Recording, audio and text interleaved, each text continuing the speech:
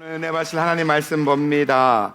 우리 요한복음 20장 11절로 18절입니다. 요한복음 20장 11절로 18절 주보를 참조하셔도 좋고요. 우리 제가 한 절 읽고 여러분이 한 절 교독합니다. 11절입니다. 마리아는 무덤 밖에 서서 울고 있더니 울면서 굽으려 무덤 속을 들여다보니 12절 시작. 흰옷 입은 두 천사가 예수의 시체니었던 곳에 하나는 머리편에 하나는 발편에 앉았더라. 천사들이 가로되 여자여 어찌하여 우느냐 가로되 사람이 내 주를 가져다가 어디 두었는지 내가 알지 못함이니이다. 이 말을 하고 뒤로 돌이켜 예수의 서신 것을 보나 예수신 줄 알지 못하더라. 예수께서 가라사대 여자여 어찌하여 울며 누구를 찾느냐 하시니 마리아가 그가 동산직인 줄 알고 가로되 주여 당신이 옮겨갔거든 어디에 두었는지 내게 이르소서 그리하면 내가 가져가리이다.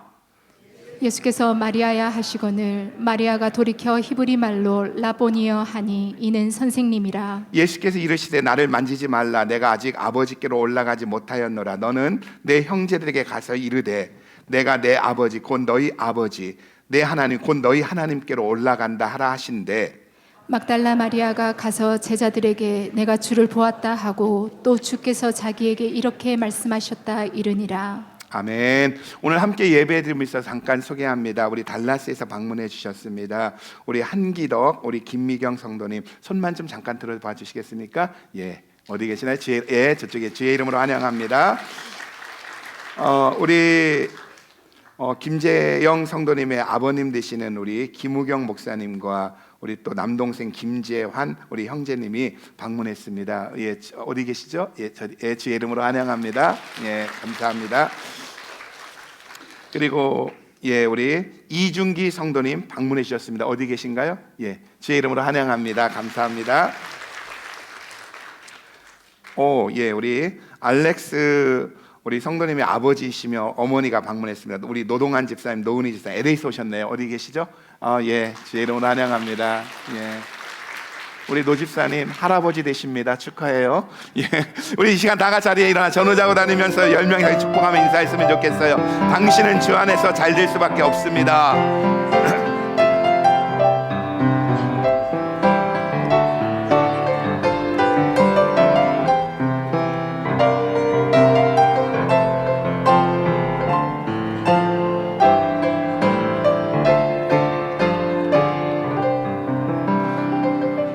예, 오늘 함께 읽은 요한복음 20장 11절로 18절 말씀을 통해서 부활신앙으로 사세요 이런 제목을 가지고 은혜를 나누고자 합니다. 오늘 본문에 나오는 막달라 마리아는 누가복음 8장 2절에 보면은 7 귀신 들렸던 여자였다고 소개하고 있습니다. 그래서 인생이 만신창이었다는 거예요. 여러분 7 귀신 하니까 7마리 귀신이 들어갔냐? 그게 아니라 귀신이 완전히 지배해서 망가진 삶을 보여주고 있다는 겁니다. 근데 이 여인이 어디 출신이라고요? 막달라 마리아, 막달라 출신이라는 겁니다. 이 막달라란 뜻은요, 창녀들이 사는 마을이었습니다. 귀신 들린 여인이었고 창녀들이 사는 마을이었습니다. 그렇기 때문에 막달라 마리아는 손가락질 받는 여인이었고 사람들이 피하는 여자였다는 거예요. 그런데 이런 막달라 마리아가 예수님을 만나고 난 다음에 죄 용서받고 7 귀신이 나갔다는 겁니다. 그러니까 막달라 마리아는요, 예수님을 만나고 엄청난 은혜를 받은 겁니다. 그래서 그녀는 평생 이 은혜를 감격으로 살아가겠다고 작정을 합니다. 그러면서 오늘 본문은 이렇게 시작합니다. 20장 1절로 2절이에요. 같이 읽어봅니다. 시작. 마리아는 무덤 밖에 서서 울고 있더니 울면서 굽으려 무덤 속을 들여다보니 흰옷 입은 두 천사가 예수의 시체니었. 1절과 2절. 할렐루야. 예, thank you so much. 같이 읽습니다. 시작. 안식 후 첫날 이른 아침 아직 어두울 때에 막달라 마리아가 무덤에 와서 돌이 무덤에서 옮겨간 것을 보고 시몬 베드로와 예수의 사랑하시던 그 다른 제자에게 달려가서 말하되 사람이 주를 무덤에서 가져다가 어디 두었는지 우리가 알지 못하겠다 하니. 오늘 본문에 보면은요, 예수님의 부활을 제일 먼저 목격한 사람은 막달라 마리아였다고 소개하고 있습니다. 그러니까 예수님의 부활의 첫 증인은 놀랍게도 예수님을 따라다녔던 제자들, 남자들이 아니라 연약한 여자 막달라 마리아였다는 겁니다. 힘 있는 남자가 아니라 연약한 막달라 마리아였다는 겁니다. 안식 후 첫날 이른 새벽에 아직도 어둠이 짙게 깔려 있을 때 막달라 마리아가 예수님의 무덤에 온 거예요. 다른 복음서에 보면은 안식 후 첫날 이른 아침에 예수님의 무덤에 찾아온 여인이 막달라 마리아 외에도 야고보의 어머니 마리아와 살로메가 있었다고 말씀하고 있습니다. 근데 요한복음은 특별히 막달라 마리아에게만 초점을 맞추고 있다는 거예요. 다른 성경은 다른 여인들도 있었다고 이야기하고 있지만 요한복음은 막달라 마리아만 이야기하고 있다는 거예요. 그러니까 사도 요한은 막달라 마리아를 통해서 우리에게 하고 싶은 메시지가 있다는 거지요. 바로 새벽에 예수님의 무덤을 찾아온 한 여인 막달라 마리아를 소개해 주면서 우리에게 하고 싶은 이야기가 있다는 겁니다. 여러분, 막달라 마리아가 누구라고 했죠? 과거에 7 귀신이 들려서 짐승처럼 살던 여자라고 했습니다. 만신창이로 살기에 모두에게 손가락질 받는 여자였다고 했습니다. 이랬던 여인이 예수님을 만나고 영생을 얻고 새 사람이 되었다는 거예요. 은혜를 받은 겁니다. 여러분, 사람은 사랑을 받은 만큼 다른 사람을 사랑할 수 있고요, 은혜를 받은 만큼 헌신할 수 있다는 것 아십니까? 막달라 마리아는 예수님께 받은 것이 너무나 많았습니다. 막달라 마리아는 자신을 구원하고 7 귀신을 쫓아내고 자기를 치유해 주신 예수님에 대한 사랑과 애정이 특별했다는 겁니다. 그래서 그녀는 예수님과 모든 날을 함께 하고 싶었어요. 여러분, 사랑하면 함께 하고 싶다는 것 아세요? 사랑해 봤어요? 여러분, 왜 결혼했습니까? 사랑하다 보니까, 사랑하니까 그냥 끝까지 살고 싶어 결혼한 거 아닙니까? 아멘. 예. 여러분, 사랑하면 함께 하고 싶다는 것 아세요? 그래서 막달라 마리아는요, 사람들이 예수님을 찬양하고 칭송할 때도 예수님을 따라가고 예수님과 함께 있지만 예수님이 잡혀가시는 날 밤에도 끝까지 예수님을 쫓아갔고요, 심지어 예수님이 십자가에 달리실 때에는 십자가까지 따라갔다는 겁니다. 요한복음 19장 25절에 보면은 예수님이 십자가에 달리실 때 대다수의 제자들이 대제사장과 로마 군병이 무서워서 멀찍이 떨어진 군중 속에 바라보았다면, 막달라 마리아는요, 예수님이 못 박힌 십자가 밑에까지 가서, 현장까지 가서 예수님의 모든 고통을 보았다는 거예요. 또 오늘 1절에 보니까 안식 후 첫날 이른 아침에 아직 어두울 때라고 말씀하고 있습니다. 여러분, 어두움은 무서움을 가져옵니다. 제가 이번에 한국에 가서 지나다 보니까 옛날에 제가 거닐었던 그 길들이 생각이 납니다. 어렸을 때요, 밤에 가려면 어떤지 아세요? 깜깜한 밤중에 이 오솔길을 지나가려면요, 머리가 막 다 올라가는 것 같습니다. 세포가 다 쏟아나는 것 같아요. 등짝에서 땀이 주르륵 흐르면서요, 모든 나무들이 막 이러면서 춤을 추는 것 같습니다. 밤은 무섭습니다. 어두움은 무서움을 가져옵니다. 지금 어둡습니다. 새벽 미명, 해가 뜨기 전 어둡습니다. 그런데 막달라 마리아는 연약한 여자의 몸으로 남자들도 가기 꺼려하는 시신이 가득한 공동묘지를 향하여 어둠을 뚫고 갔다는 거예요. 여러분, 사랑은 두려움을 몰아낸다는 겁니다. 이와 같이 예수님을 향한 간절한 사랑이 있었던 막달라 마리아는 어둠이 가져다주는 두려움을 뚫고 이른 새벽에 예수님의 무덤으로 갔다는 겁니다. 또 사랑은 언제나 풍성하다는 거예요. 요한복음 19장 39절에 보면 이런 말씀이 나옵니다. 같이 한번 읽어볼까요? 요한복음 19장 39절. 안 졌습니까? 예. 거기에 보면은요, 예수님이 십자가에 죽으시자 어떻게 합니까? 아리마대 요셉이 그 시체를 가져다 장사를 지냅니다. 그럴 때 니고데모가 그 예수님의 장례를 위해서 100근이나 되는 향품을 가지고 와서 예수님의 시신을 세마포로 꽁꽁 쌌다는 거예요. 100근이나 되는 나르 향을 가져다가 예수님의 시체를 꽁꽁 쌌다는 겁니다. 여러분, 한국이나 미국은 매장 문화이기에 시신을 땅에 묻습니다. 땅속에 묻어요. 그러나 유대인들은요, 시신을 동굴에 안치했다는 거예요. 그런데 문제는 뭐냐? 시체가 썩으면 악취가 난다는 겁니다. 이집트도 마찬가지입니다. 카이로도 마찬가지입니다. 카이로를 갔다가 제가 공동묘지를 가게 되어졌는데 그곳은 어떠냐면은 이 관이 하나씩 들어갈 만큼의 이 박스를 만들고 아파트처럼 쌓아놓습니다. 그리고 시신을 그곳에 넣고선 밀봉해 버리는 거예요. 그러다 보니까 밀봉을 했어도요, 그곳에 가면 시체 썩는 냄새가 진동을 합니다. 공동묘지에 가면 시체 썩는 냄새가 진동해요. 마찬가지로 유대인들도 동굴 속에 안치했기 때문에 시체 썩는 냄새가 나는 거예요. 그래서 악취가 밖으로 새어나가는 것을 방지하기 위해서 향품을 가다가 나드향을 가져다가 악취를 방지했는데, 돈이 많으면 많을수록 더 많은 향품으로 시신을 싸는 것이 그 당시의 관습이었다는 거예요. 니고데모는 부자였습니다. 부자 니고데모는 자기가 사랑하고 존경하던 예수님의 의로운 죽음 앞에서 은혜에 보답하고자 하는 마음을 가지고 100근이나 되는 침향 섞인 향품을 가지고 예수님의 시신을 쌌다는 거예요. 여러분, 당시에 장례에 있어서 100근의 향품을 쓰는 사람은 오직 한 사람입니다. 왕입니다. 그러니까 니고데모는요, 예수님의 그 시신을 넉넉한 향품으로 쌌다는 거예요. 부족함이 없이 쌌다는 거예요. 다시 말해 더 이상의 향품이 필요하지 않았다는 겁니다. 그런데 누가복음 24장 1절에 보면은 막달라 마리아와 다른 여인들은요, 향품을 가지고 주님께 갔다고 말씀하고 있습니다.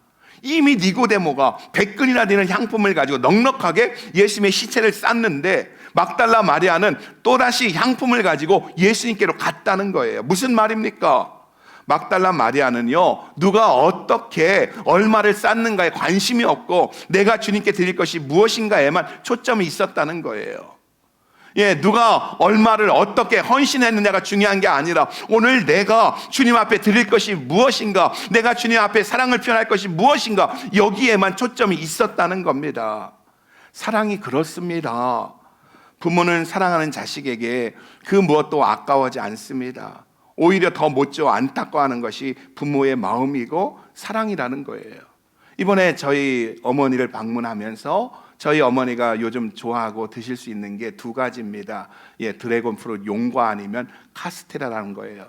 그런데 용과는 시장에 보니까 없어서 제가 카스테라를 사갖고 갔습니다. 좀 띄워 먹더니요, 그냥 저한테 뒤밀면서 나 먹으라고 자꾸 저 먹으라고 그러는 거예요. 이게 엄마 마음 아니겠어요? 이제 천국을 눈앞에 두고서도 자식에게 하나라도 더 먹여주고 싶은 게 엄마의 마음이더라고요. 예수님을 이처럼 사랑했던 막달라 마리아가 가장 먼저 예수님의 무덤에 도착해 보니까 무덤을 지켰던 로마 군인은 없고요, 무덤 입구를 막았던 육중한 돌도 치워졌고요, 무덤 안은 텅텅 비어 있는 겁니다. 그래서 그녀는 본능적으로 누가 예수님의 시체를 훔쳐갔다고 생각하고는 급하게 발걸음을 돌려 베드로와 요한과 제자들이 있는 곳으로 달려갑니다. 베드로와 다른 제자도, 즉 요한도요, 예수님의 죽음 앞에서 충격을 받아 안정을 찾지 못하고 있는데 예수님이 시체가 없어졌다는 이야기를 듣고 깜짝 놀라서 예수님이 있는 무덤을 향해 충격 가운데 뛰어갑니다. 그 이야기가 우리 8절로 10절입니다. 한번 읽어봅니다. 같이 20장 8절로 10절 시작. 그때야 무덤에 먼저 왔던 그 다른 제자도 들어가 보고 믿더라. 저희는 성경에 그가 죽은 자 가운데서 다시 살아나라 하리라 하신 말씀을 아직 알지 못하더라. 이에 두 제자가 자기 집으로 돌아가니라. 여기에 보면 무덤에 먼저 도착한 제자, 즉 요한은요, 빈 무덤을 보고 예수님의 부활을 믿었지만 다른 제자들은 믿지 못했다는 거예요. 그래서 19절에 보면 이들은요, 예수님이 부활하셨음에도 불구하고 예수님의 부활을 못 믿었기 때문에 로마 군병과 대제사장들이 무서워서 그날 저녁에 자기들이 모인 곳에 문을 굳게 걸어 잠궜다는 거예요. 우리 19절 한번 읽어봐요. 같이 읽어봅니다. 시작. 이날 곧 안식 후 첫날 저녁 때에 제자들이 유대인들을 두려워하여 모인 곳의 문들을 닫았더니 예수께서 오사 가운데 서서 가라사대 너희에게 평강이 있을지어다. 예수님의 부활을 믿지 못했기 때문에 집으로 갔고, 그리고 또 집에 가서는 문을 꼭꼭 걸어 잠그고 숨었다는 겁니다. 제자들이 평소 예수님께서 말씀하신 부활에 대해서 믿었다면 모든 것을 쉽게 이해할 수 있습니다. 하지만 그들은 부활을 믿지 못했기 때문에 예수님의 부활 앞에 매우 혼란스러워했다는 거예요. 여러분, 성경에 보면 크고 작은 기적들이 있습니다. 이 중에 대표적인 것이 구약에서는요, 하나님이 말씀으로 천지를 창조했던 천지 창조라면, 신약에서는요, 예수님께서 죽은 자 중에 가장 먼저 부활하셨다는 부활 사건입니다. 그러니까 우리가 천지 창조와 예수님의 부활을 믿기만 하면 성경에 나오는 모든 기적들을 이해할 수 있고 믿어진다는 겁니다. 태초에 하나님이 천지를 창조하시니라, 이 말씀을 믿는 순간 우리는 성경의 모든 세계가 파노라마처럼 열린다는 거예요. 또 예수님이 부활하셨다, 예수님이 하나님의 아들이기에, 하나님이시기에 죽음에 머무시지 않고 무덤을 열고 부활하셨다는 사실을 믿는 순간 성경에 나오는 모든 기적들이 믿어진다는 거예요. 그런데 우리가 예수를 믿는다고 하면서도, 교회를 다닌다고 하면서도 이 사실을 안 믿으니까 혼란스럽고 힘이 드는 겁니다. 예수님은 수없이 제자들에게 자신이 예루살렘에 올라가서 대제사장과 서기관들에게 죽음을 당하고 고통을 당하고 죽음을 당한 후 사흘 후에 부활할 것이라고 말씀하셨습니다. 마태복음 16장을 보세요. 베드로의 신앙 고백 후에 예수님이 이렇게 말씀하십니다. 마태복음 16장 21절입니다. 베드로가 주는 그리스도시요 살아계신 하나님의 아들이라고 고백하자 바요나 시므나 네가 옳도다 하며 기뻐하셨던 예수님이 그 기쁨 속에 뭐라고 말합니까? 당신이 이 땅에 오신 목적에 대해 이렇게 이야기합니다. 같이 읽어봐요. 시작. 이때로부터 예수 그리스도께서 자기가 예루살렘에 올라가 장로들과 대제사장들과 서기관들에게 많은 고난을 받고 죽임을 당하고 제3일에 살아나야 할 것을 제자들에게 비로소 가르치시니. 예수님은요, 베드로가 신앙 고백한 그 순간에도 뭐라고 합니까? 예루살렘에 올라가 대제사장과 서기관들에게 죽임을 당하고 사흘 후에 살 것이라고, 부활할 것이라고 말씀합니다. 또 바로 이어 17장에 보면은요, 마태복음 17장에 보면 변화산성에서 모세와 엘리야와 함께 영광스러운 모습 변모하신 다음에 산에서 내려오자마자 귀신 들린 아이를 고칩니다. 그래서 사람들이 환호합니다. 그러나 그 순간에 뭐라고 하십니까? 우리 한번 17장 22절로 23절입니다. 같이 읽어봐요. 시작. 갈릴리에 모일 때에 예수께서 제자들에게 이르시되 인자가 장차 사람들의 손에 넘기워 죽임을 당하고 제3일에 살아나리라 하시니 제자들이 심히 근심하더라. 뿐만 아니라 예루살렘 성전에 입성하실 때 많은 사람들이 종려나무 가지를 흔들면서 호산나 호산나 외칠 때도 예수님은 당신이 죽으시고 사흘 후에 부활할 것이라고 말씀하십니다. 또 요한복음 11장 25절로 26절에 보면 죽은 나사로를 살리시면서 예수님이 친히 말씀하시기를 나는 부활이요 생명이니 나를 믿는 자는 죽어도 살겠고 무릇 살아서 나를 믿는 자는 영원히 죽지 아니하리라 하시면서 자신의 부활을 말씀하셨다는 거예요. 그런데 문제는 뭐라고요? 제자들은요, 이처럼 수없이 예수님의 말씀을 들었지만 믿지 않았다는 겁니다. 그래서 지금 큰 충격과 혼란에 빠졌다는 거예요. 분명히 예수님의 시체는 없어졌는데 이것을 설명할 길이 없다는 거예요. 정말 말씀을 들었고 말씀을 믿었다면 시체가 없어진 그 순간 부활했구나 이렇게 받아들여져야 하는데, 수없이 말씀을 들었음에도 시신이 없어진 모습을 보면서 누가 훔쳐갔다면서 당황하고 혼란에 빠졌다는 거예요. 다시 말합니다. 예수님이 하신 말씀을 믿기만 했다면 간단하게 해결될 일을 믿지 않았기 때문에 당황하고 있다는 겁니다. 그래서 10절에 보면 자기 집에 돌아갔고 19절에 보면 자기 집에 돌아가 문을 걸어 잠그고 무서움에 떨었다는 겁니다. 막달라 마리아도 마찬가지입니다. 11절과 12절에 보면은요, 예수님을 향한 사랑이 있었고요, 그녀의 삶을 이끄는 것은 은혜였습니다. 그녀의 삶을 이끄는 것이 은혜임에도 불구하고 예수님의 부활을 믿지 못했다는 거예요. 예수님을 너무나 사랑하여 십자가 밑에도 가고, 예수님을 너무나 사랑해서 예수님이 있는, 시신이 있는 그 묘지를 향해서 새벽 미명에 아직 어둠이 짙을 때에 찾아가기도 했지만 예수님의 부활을 믿지 못했다는 겁니다. 그래서 어떻게 합니까? 무덤 밖에서 울고 있다는 거예요. 우리 11절과 12절 읽어봅니다. 시작. 마리아는 무덤 밖에 서서 울고 있더니 울면서 굽으려 무덤 속을 들여다보니 흰 옷 입은 두 천사가 예수의 시체니었던 곳에 하나는 머리편에 하나는 발편에 앉았더라. 이런 마리아에게 부활하신 예수님이 오셔서 왜 울고 있느냐, 누구를 찾고 있느냐 물으셔도 깨닫지 못하고 오히려 동산직인 줄 알고 13절로 15절에 보면 뭡니까?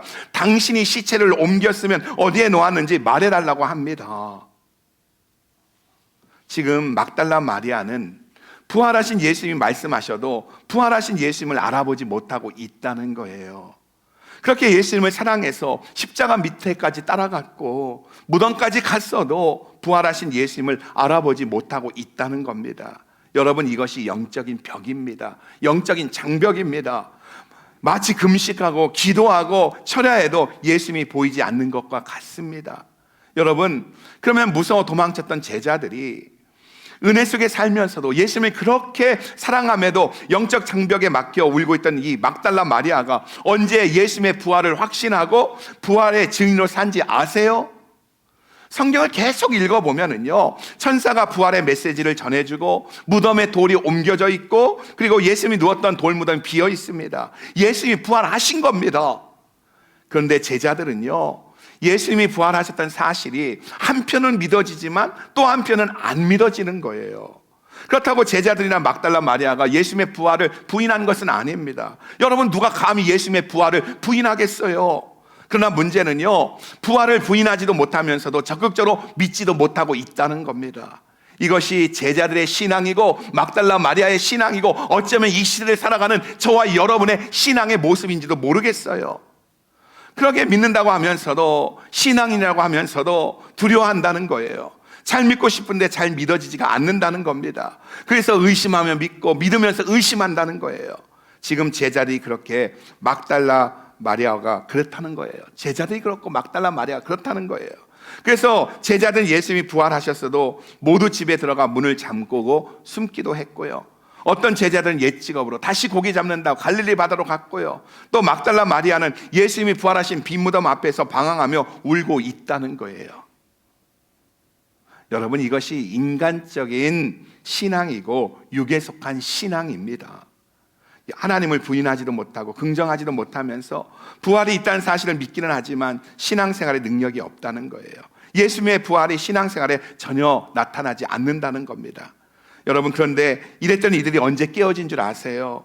오순절날 성령이 임했을 때입니다. 사도행전 2장에 보면은 마가다락방에 120명의 제자들이 모였을 때 급하고 강한 바람같이 또한 불의 혀같이 성령이 임하고 성령 세례받고 그들이 성령으로 충만함을 받았을 때 이들은 근본적으로 변화가 일어난 줄 믿으시기 바랍니다. 그래서 이들은요, 성령으로 세례받자 죽음을 더 이상 두려워하지 않게 되었고요, 로마 군대 채찍이 더 이상 무섭지 않고요, 그들이 말할 때, 그들이 기도할 때 기적과 능력이 나타났고요, 무엇보다 정말 중요한 것은 말씀이 말씀으로 믿어졌다는 겁니다. 무슨 말이죠? 부활이 능력으로 다가왔다는 겁니다. 여러분, 그래서 부활은 무엇과 만나야 하느냐 하면은 오순절과 만나야 한다는 거예요. 성령 세례와 성령 충만과 만나야 하는 줄 믿으시기 바랍니다. 예수님의 부활을 지식으로만 알고 지식으로만 믿을 때 신앙 고백은 될 수 있어도 능력은 될 수 없다는 거예요. 그러기에 부활이 능력이 되려면 성령 체험해야 되는 줄 믿으시기 바랍니다. 우리 옆 사람 보고 인사하십시다. 성령으로 충만합시다. 시작. 그래서 예수님은요, 십자가의 죽음과 부활을 앞두고 제자들에게 강조한 것이 뭔지 아세요? 예수님이 십자가에 죽으시기 전에 마지막까지 제자들에게 강조한 것이 뭔지 아세요? 성령을 보내주겠다는 거예요. 요한복음 14장부터 16장까지가 예수님이 십자가를 지시기 전에 다락방에 하신 설교인데, 다락방 강화인데, 이 14장부터 16장까지 이 다락방 강화의 주제가 뭐냐? 바로 성령을 보내주겠다는 겁니다. 그래서 요한복음 14장에 보면은요, 내가 너희를 고아와 같이 버려두지 않겠다고 하시면서 14장 16절 이렇게 말합니다. 예수님이 십자가를 눈앞에 두고 제자들에게 이렇게 말해요. 같이 읽어봐요. 시작. 내가 아버지께 구하겠으니 그가 또 다른 보혜사를 너희에게 주사 영원토록 너희와 함께 있게 하시리니. 예, 보혜사 성령을 너희에게 주겠다는 거예요. 또 15장에 보면 그 유명한 포도나무 비유가 나오는데, 아버지는 농부라 나는 포도나무고 너희는 가지니 너희가 내 안에 내 말이 너희 안에 거하면 많은 과실을 맺는다고 포도나무 비유를 하신 다음에 15장 26절 주님 안에 거하는 비밀이 무엇이냐? 26절 읽어봅니다. 같이 읽어봐요. 시작. 내가 아버지께로서 너희에게 보낼 보혜사 곧 아버지께로서 나오시는 진리의 성령이 오실 때에 그가 나를 증거하실 것이요. 성령으로 가능하다는 거예요. 그래서 성령에 대해 이야기하고 있는 거예요. 그러면서 요한복음 16장에 보면 끊임없이 성령을 보내주시겠다고 말씀하고 있다는 거예요. 우리 16장 6절로 7절 같이 읽어봐요. 시작. 도리어 내가 이 말을 함으로 너희 마음에 근심이 가득하였도다. 그러나 내가 너희에게 실상을 말하노니 내가 떠나가는 것이 너희에게 유익이라. 내가 떠나가지 아니하면 보혜사가 너희에게로 오시지 아니할 것이요 가면 내가 그를 너희에게로 보내리니. 예수님이 떠나시는 것이 너희에게 유익이라는 거예요. 시간과 공간의 한계를 받던 예수님이 떠나시는 거 유익이라는 거예요. 그러나 예수님이 가시면 성령이 오셔서 시간과 공간을 초월해서 제자들과 함께 하겠다는 거예요. 성령을 보내주겠다는 거예요. 그리고 13절은 또 이렇게 이야기합니다. 13절 다시 한번 같이 읽어봅니다. 시작. 그러나 진리의 성령이 오시면 그가 너희를 모든 진리 가운데로 인도하시리니 그가 자의로 말하지 않고 오직 듣는 것을 말하시며 장래 일을 너희에게 알리시리라. 십자가를 지시기 전에 예수님께 제자들에게 하신 말씀은 뭐라고요? 성령을 보내주겠다는 거예요. 그래서 예수님이 부활하시고 제일 먼저 하신 말이 너희에게 평강이 있을지어다 하시면서 하신 말씀이 뭔지 아세요? 숨을 내쉬며 성령을 받으라는 거예요. 주님은 십자가를 지시기 전에, 죽으시기 전에 성령을 보내주겠다고 약속했고, 죽으시고 부활하신 다음에 첫 말씀이 성령을 받으라는 겁니다. 그리고 승천하시기 전에 제자들에게 하신 말씀이 뭔지 아십니까? 사도행전 1장 3절로 4절에 보면 너희는 예루살렘을 떠나지 말고 내게 들은 바 아버지의 약속하신 걸 기다리라. 요한은 물로 세례를 베풀었으나 너희는 몇 날이 못 되어 성령으로 세례를 받으리라. 예수님이 십자가를 지시기 전에 성령을 약속하시고 죽으시고 부활하신 다음에 성령을 받으라고 하셨고, 그리고 또 승천하시면서 성령 세례 받으라고 말씀하고 있는 줄 믿으시기 바랍니다.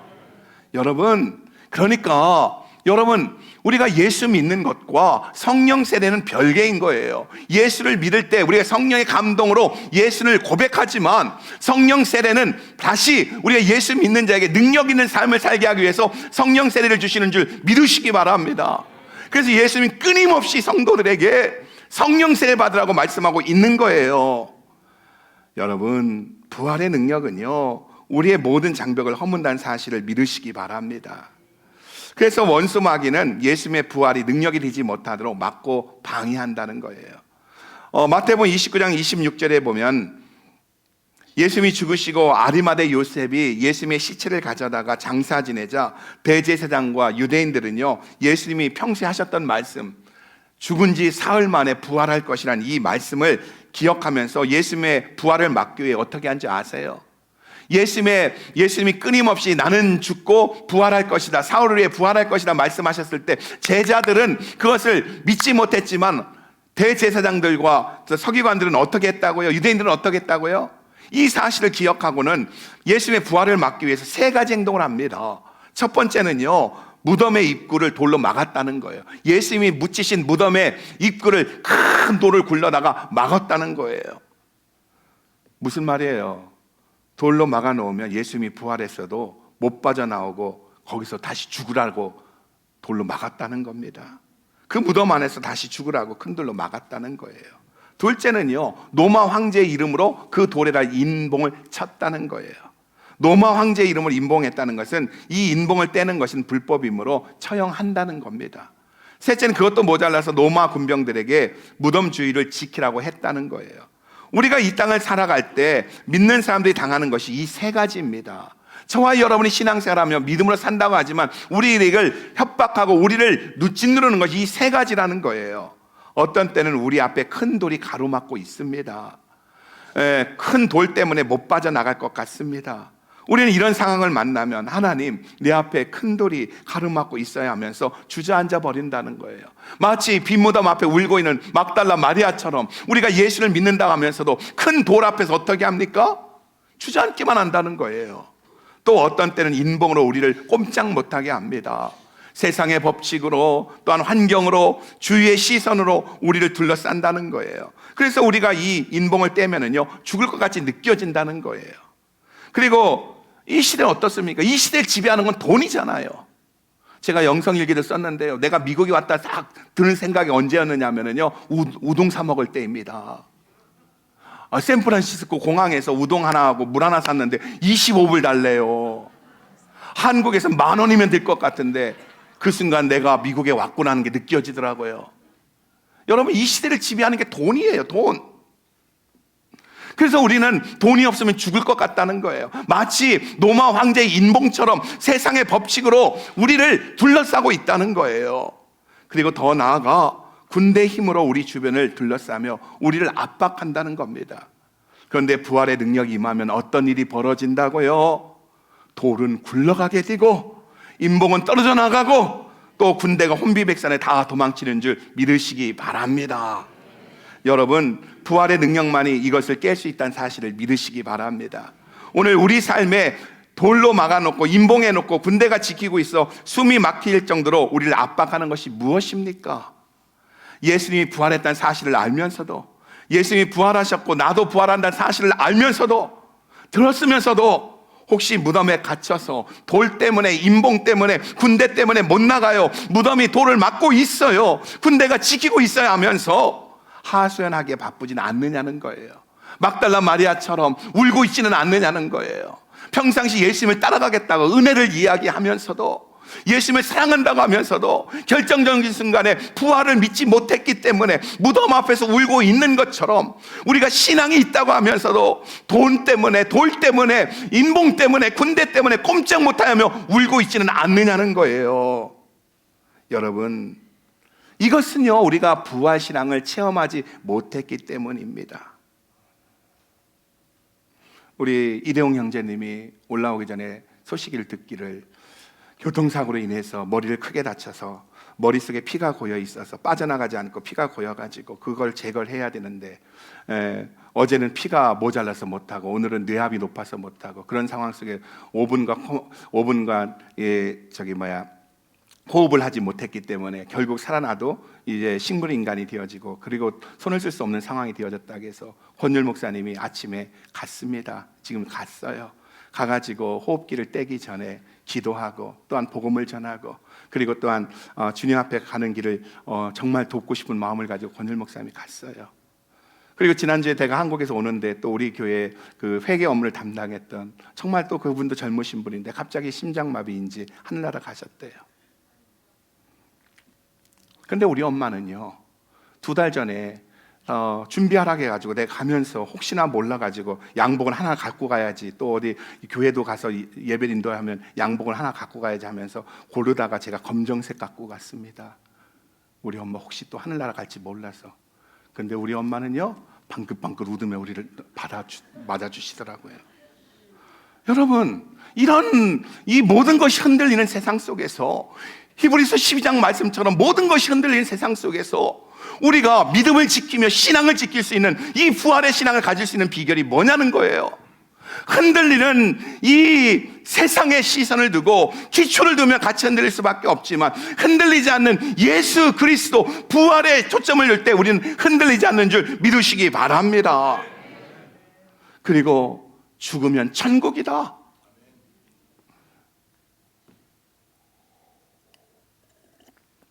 제 친구 목사가 하나 있어요. 성남에서 목회하는데, 우리 교회도 오래전에 방문하신 목사님인데, 그 목사님이 그런 거예요. 엄마가 널싱홈에 있는 거예요. 권사님인데 평생을 교회를 섬기신 분인데, 가서 엄마한테 다 기도해 주면서 그랬대요. 엄마, 죽으면 천국까지. 그러니까 엄마 꿈 죽으면 이왕이 죽는 거 꼭 월요일 날 죽어라. 꼭 토요일이나 그때 죽지 말고 꼭 월요일 날 죽어라. 돌아가시라고. 여러분, 이게 웃자고 하는 얘기 같지만, 우리가 하늘나라, 하나님 그 저 영원한 세계를 우리가 확신하지 않는다면 어떻게 그런 말을 하겠어요? 속으로 그러고 있는 분들 있네. 싸가지 없는 아들놈이라고. 여러분,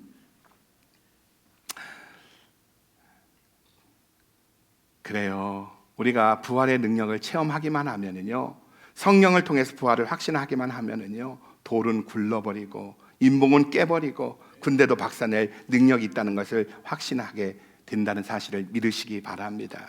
여러분, 성령 세례가 뭐죠? 성령 세례가 성령이 나를 둘러엎는 겁니다. 성령으로 나를 충만케 하는 겁니다. 성령이 나를 지배하는 거예요. 다시 말해서 성령을 통해서 2000년 전의 예수님을 오늘의 예수로, 부활하신 예수로 오늘 느끼는 거예요. 체험하는 겁니다. 이게 성령 세례인 거예요. 그래서 예수님이 떠나시면서 내가 떠나는 거 너희에게 유익이다. 그가 오면은 너희를 진리 가운데 예수께로 인도해 준다고 말씀하고 있는 거예요. 그러니까 성령 세례는요, 예수를 느끼는 겁니다. 부활하신 예수님을 느끼는 거예요. 체험하는 겁니다.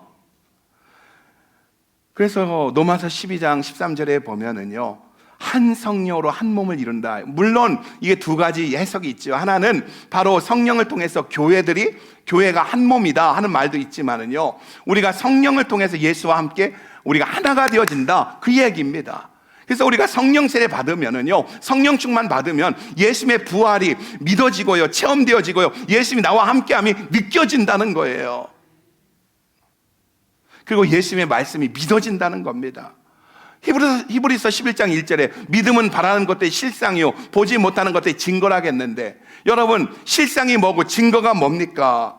이것은 바로 사실로 체험하고 느끼라는 거예요. 하나님께서 약속하신 것이 믿음을 통해서 그것이 이루어짐을 우리가 바라보는 걸 넘어서 어떻게 느껴지라는 거예요. 체험하라는 거예요. 내 것이 되게 하라는 겁니다.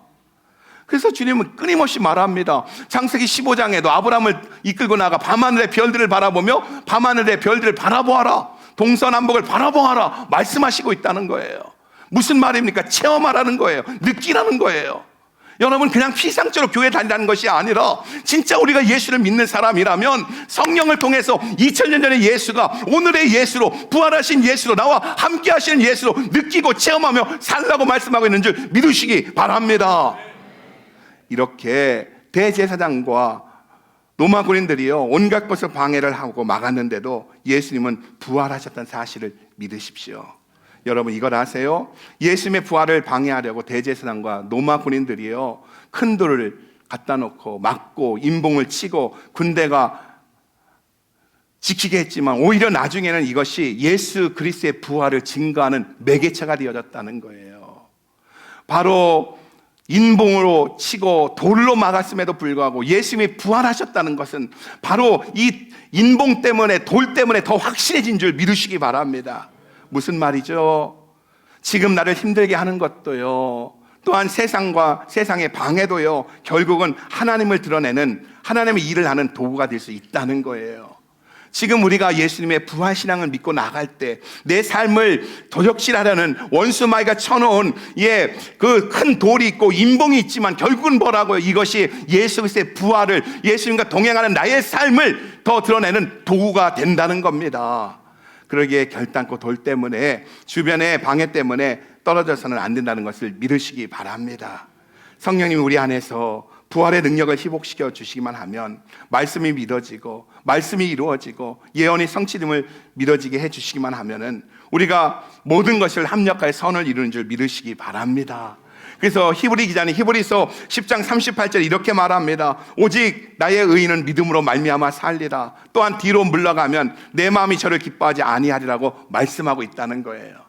오늘 주님 우리에게 요구하시는 것은 너희가 예수 믿고 이렇게 주일 예배 나오는 거 고맙다, 이쁘다. 그러나 거기에 멈추지 말고 성령 충만함으로 예수 그리스도와 함께 동행하는 삶을 살라고 말씀하고 있는 줄 믿으시기 바랍니다. 여러분, 예수의 부활이 나의 부활이고 반드시 이 약속은 이루어지는 줄 믿으시기 바랍니다. 여러분, 이 한 주간이 우리의 전생애가 성령 충만으로 날마다 부활의 능력을 경험하며 전진하는 인생이요 또한 확장하는 인생으로 승리하시길 주의 이름으로 축복합니다. 그리고 변할 것 같지 않은 내 남편도, 견고해 보이는 자녀도, 또한 모든 사업의 문제도요 부활의 증인이 될 수 있다는, 내가 주님과 함께하는 부활의 신앙으로 살아가는 그 부활의 증인이 되게 하는 도구가 된다는 사실 앞에서 두려워하지 마십시오. 여러분, 성령 충만하십시오. 여러분, 금요 예배 오십시오. 지난주에도 금요 예배 가운데 어떤 분이 방언받고 성령 체험했다는 간증을 들었는데, 여러분, 금요 예배 가운데 그런 역사가 있습니다. 맛을 봐야 맛을 아는 샘표 간장. 집에서 쿨쿨 자면서 무슨 신앙생활을 우리가 이 마지막 때 지키겠다고요. 도전하십시오. 전진하십시오. 뒤로 물러가면 하나님이 내 마음에 저를 기뻐하지 않는다고 했습니다. 전진하는 신앙이 되기를 주님의 이름으로 축복합니다. 축복합니다. 기도하겠습니다.